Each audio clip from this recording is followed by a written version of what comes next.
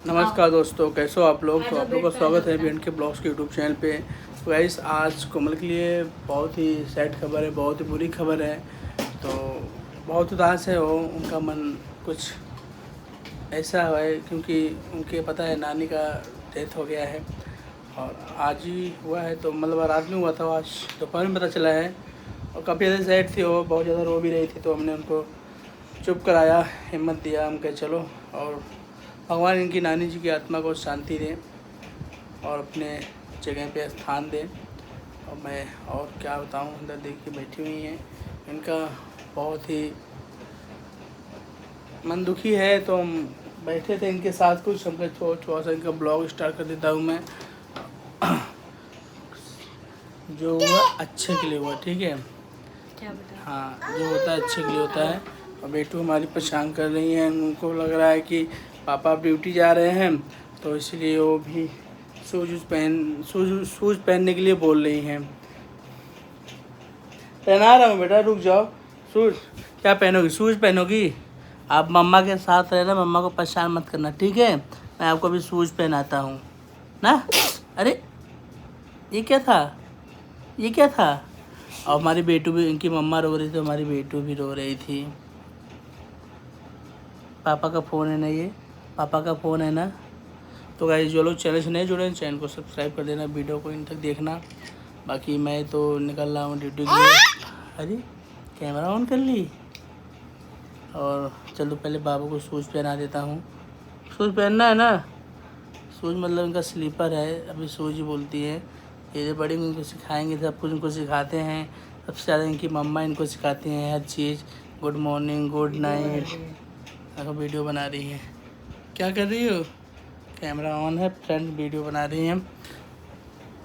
चलो आप टेंशन मत लो, रोना वोना मत, ठीक है, आराम से।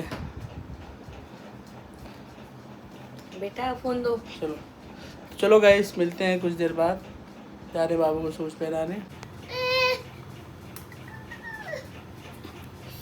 उसको बीच में डाल देना।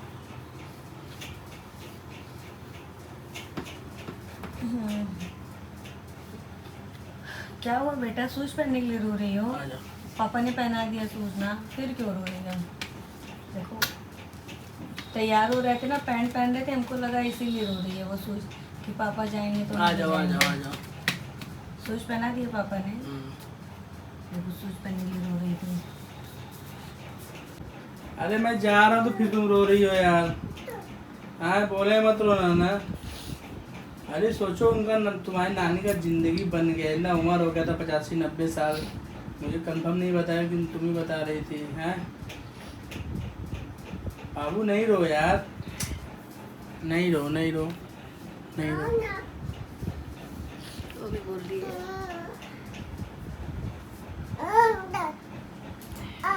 हमारे बेटू देखिए, ताला चाबी थे, इनको स्लीपर पहना दिया हो तो उसने पापा जा रहे, ताला चाबी मार के चलेंगे। अरे नहीं होते बेटा, कैसी बातें कर रही हो। गाइस, दुख तो होता ही है, लेकिन हम हिम्मत ही दे सकते हैं।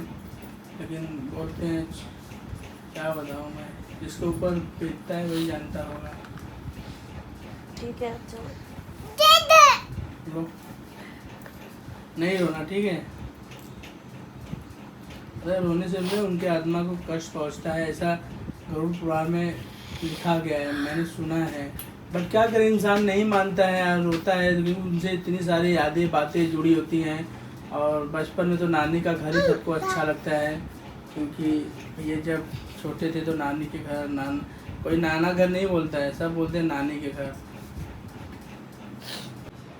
मम्मा देख रही है आप क्या कर रही हो, ब्लैंकेट ओढ़ रही हो। हाँ, मम्मा देख रही है आपको। देखें, देखे देखे देखे देखे। अरे वाह, पापा कहाँ गए बेटा?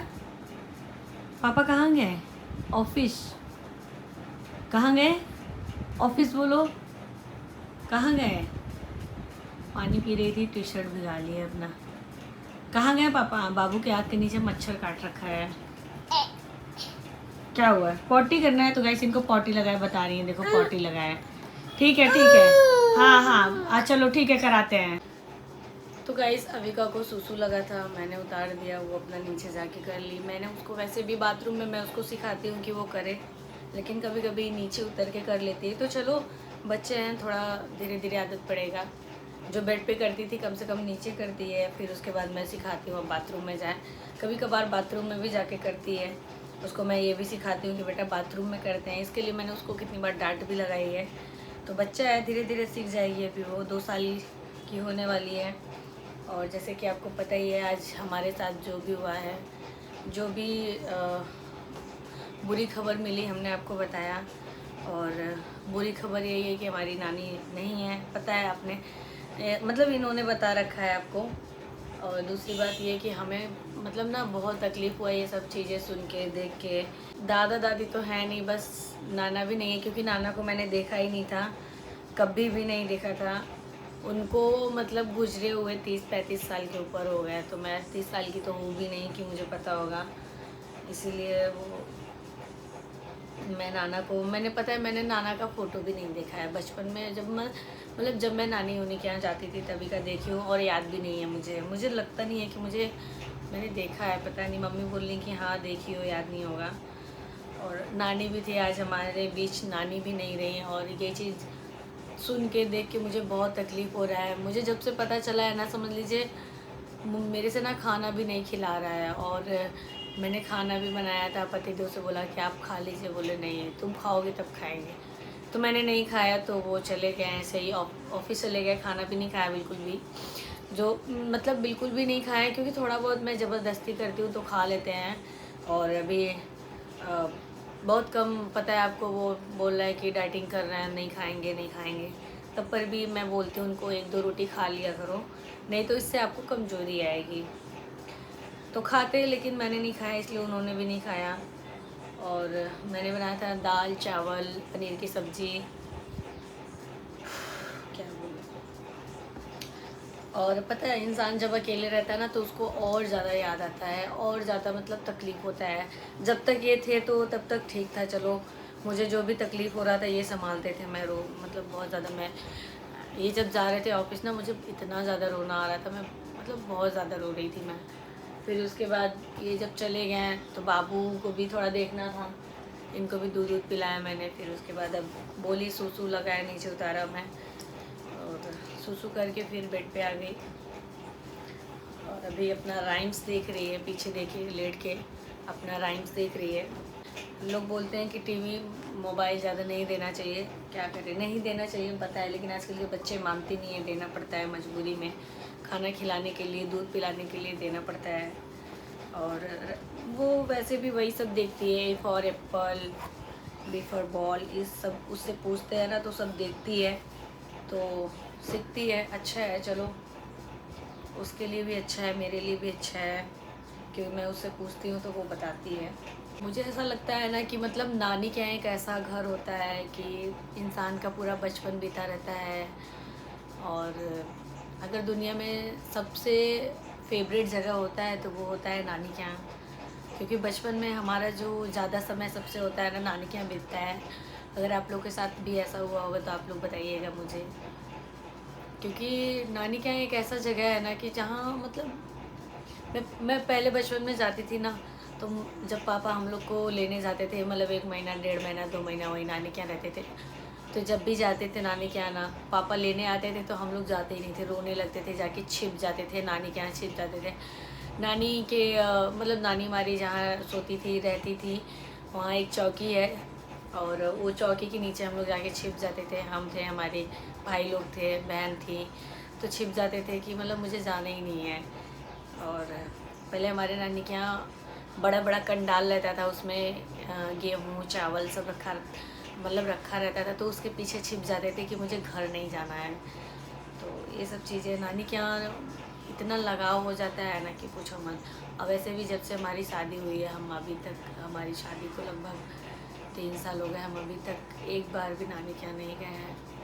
और ये सब होता है। मेरी मम्मी, हम अभी तक मेरी मम्मी से बात नहीं हुआ, सोच रहे मम्मी से बात हो, पूछें क्या हाल है क्या नहीं। मम्मी का भी तो अभी इस टाइम हाल ख़राब होगा।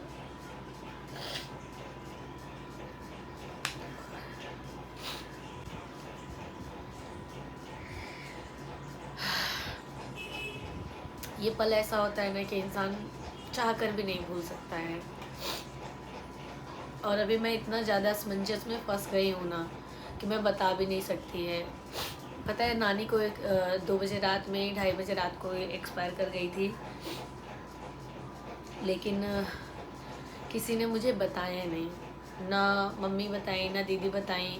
सुबह मेरी मामी का फ़ोन आया था, मामा लोग तो बिज़ी हैं अभी क्योंकि सब दवा में, कोई डॉक्टर के पास, कोई हॉस्पिटल या वहाँ सब काम में लगे हैं। मामी का फ़ोन आया था लेकिन फ़ोन साइलेंट था हमारा, हमने देखा नहीं। फिर सुबह में जब हमारी नींद खुली तो दीदी का कॉल आया था, तो इन्होंने मुझे बताया कि तुम्हारी दीदी का फ़ोन आ रहा है। तो दीदी मुझे बताई कि अरे नानी का तबीयत नहीं सही है, मम्मी गई हैं देखने। दीदी भी मुझे समझ लीजिए अच्छे से नहीं बताई। ठीक है, मैंने बोला कि चलो भगवान करे ठीक हो जाए। वो BHU में एडमिट थी, पहले भदोही में एडमिट थी, फिर उसके बाद BHU गई। वहाँ पे भी वहाँ पे ये हो रहा था कि वहाँ पे गई है, चलो ठीक हो जाएंगे, वहाँ अच्छे से ट्रीटमेंट हो रहा है, अच्छे से इलाज हो रहा है।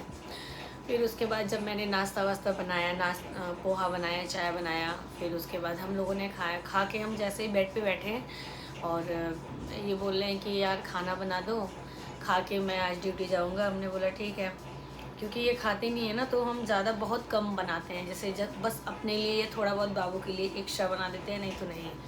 तो ये बोले कि बना दो खाएंगे, हमने बोला बना देते हैं। और जैसे ही हम दाल चावल डाले, पनीर का सब्जी एक साइड बना ही रहते हैं, तब से फ़ोन आया और पता चला ऐसा बात हो गया। और जब मैं रो रही थी तो मेरे साथ मेरी बाबू भी रो रही थी। कहेंगे कि भगवान उनकी आत्मा को शांति दें और वो जहाँ भी रहें अच्छे से रहें। और एक कहावत है कि इंसान चला जाता है लेकिन उसकी यादें रह जाती हैं, बस वैसा ही कुछ समझ लीजिए। अब जो है, पता है हम लोग जब नानी के यहाँ जाते थे ना, हम जब जाते थे, हमारे मतलब पूरे सब लोग जाते थे नानी के यहाँ। पता है जब माँ जाती हैं तो साथ में बच्चे भी जाते थे।